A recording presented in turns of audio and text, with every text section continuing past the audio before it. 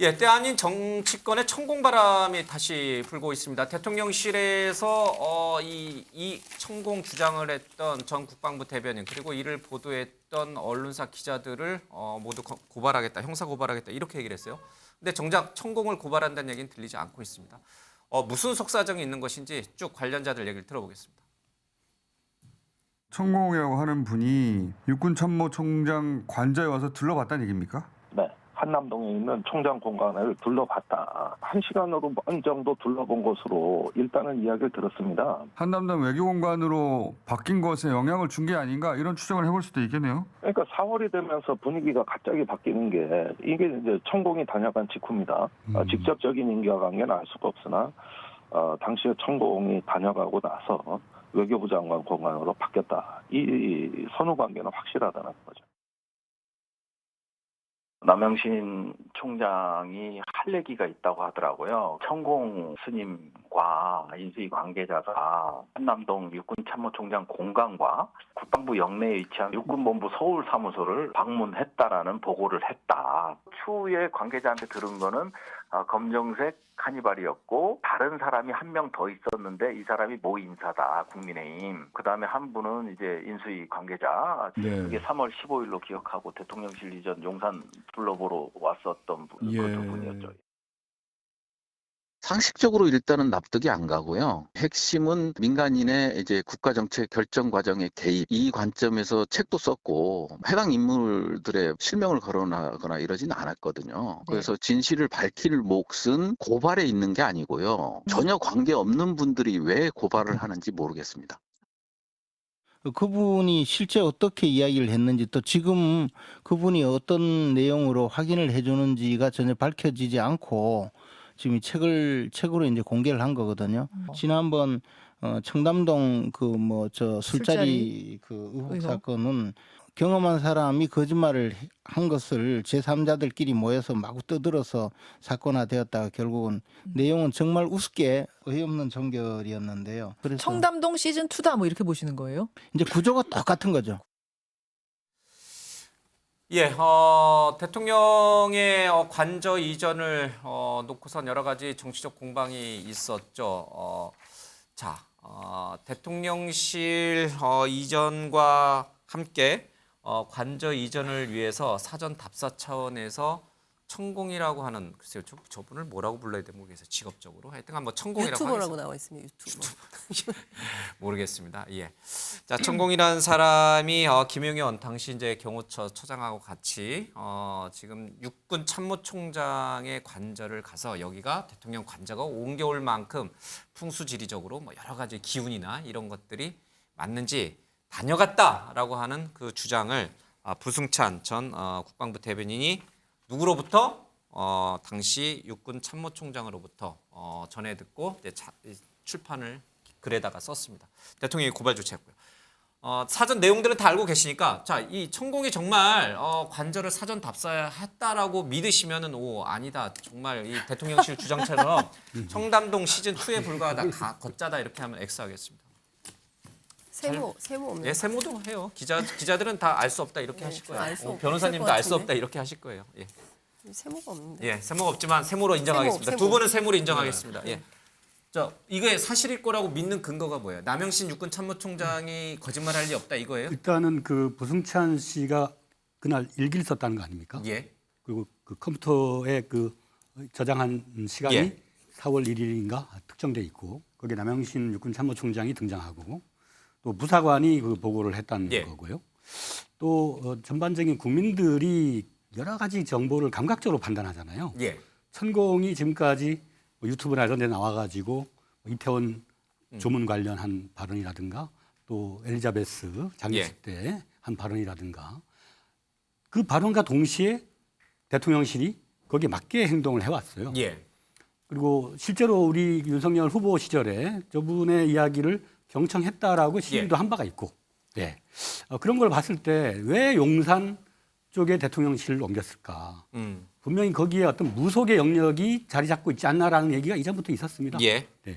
그래서 저는 이게 라스푸틴 같은 비극이 날 수 있다고 보거든요. 이전에 우리가 국정농단 사건에 또 아픔도 있는 거고 그 다이너마이트는 깊게 묻으면 파괴력이 너무 커집니다. 빨리 이걸 제거를 해야 돼요. 예. 천공은 하루속히 대통령실과의 관계를 부정하도록 하고 대통령실은 남 고발하기 전에 천공과 관련이 없다는 걸 공식적으로 대변인 성명을 내야 됩니다. 예. 그러면 국민들의 의구심이 사라질 수 있어요. 그걸 하시면 될 것 같습니다. 가장 간단한 방법은 육군 참모총장 관사에는 당연히 CCTV가 있으니까 그렇죠? 그 무렵에 CCTV를 딱 확보해서 딱 틀면 돼요. 간단해요. 근데 그걸 안 하고 정치적 공방을 하고 있습니다. 예, 거짓이라고 믿는 이유가 뭡니까? 증거가 없어요. 음. 네, 가장 중요한 거는 아까 뭐 김재원 전 최고가 뭐 청담동 시즌 2라고 얘기를 했는데요. 그리고 이 중요한 문제에 천공이라는 분이 어떤 분인지 저도 잘 모르지만 전 유튜브도 본 적이 없습니다.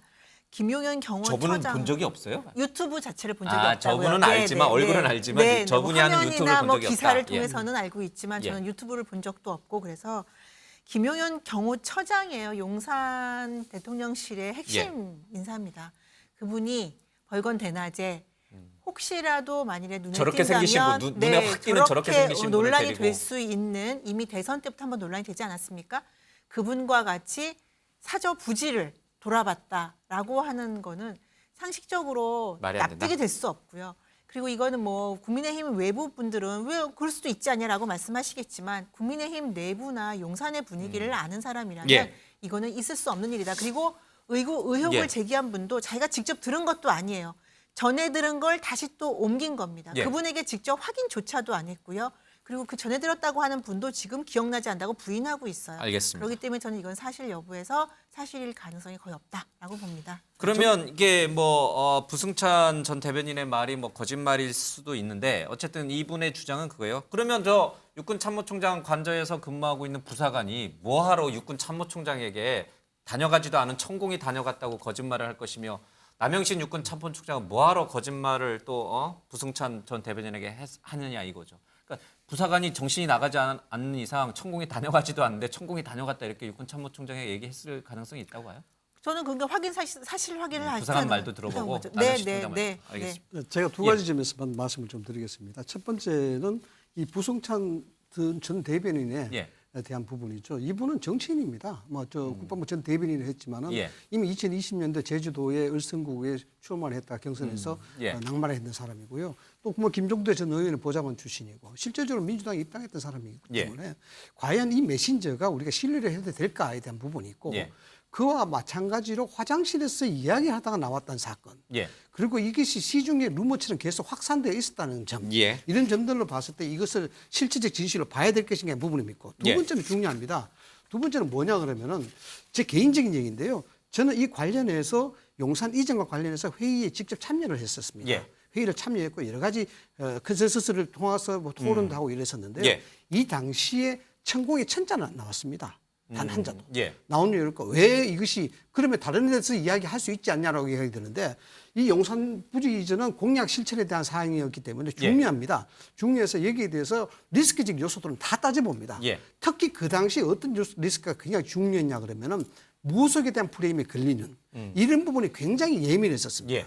그렇기 때문에 우리가 회의를 하고 토론을 하면서 과연 그런 리스크가 있는지 없는지에 대해서 철저하게 따져봤기 때문에 예. 글쎄요 뭐 어떤 귀신이 곡한 로스를 그게 가는지 모르겠습니다만 적어도 실무 회의를 통해서 제가 관여했던 회의에서는 단 한 번도 이런 얘기가 나온 적이 없고 또 그러한 부분도 조차의 어떤 흔적이라든가 그런 것들도 없었다.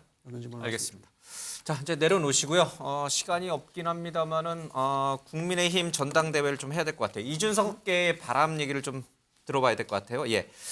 자 우리 장 기자님께 여쭤보고 싶어요. 지금 네. 이준석계가 이번 전당대회에 어떤 영향을 미칠까? 당 대표에 나온 천하람 그리고 이 최고위원에 나온 뭐 허은하라든지 네, 김용태. 예 김용태 최고위원이 네. 과연 최고위원이나 당대표까지는 아니더라도 최고위원이 입성을 할 것인가? 이 네, 부분은 지도부에 어떻게 입성을 할 보세요? 예. 거냐?